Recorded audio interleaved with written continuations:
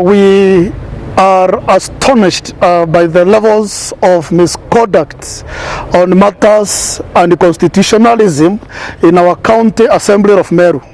It is such a bad day for us because when a county assembly decides to breach the constitution and there is no guidance on what they should do, therefore it means that the custodians of the law in that county assembly are asleep.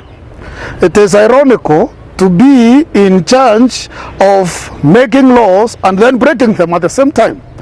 I want to congratulate and heap praises upon His Excellency the President for appending that bill into law that suggested that members of county assembly be recalled by a simple majority of 30% of the signatures of the amount of persons registered as voters.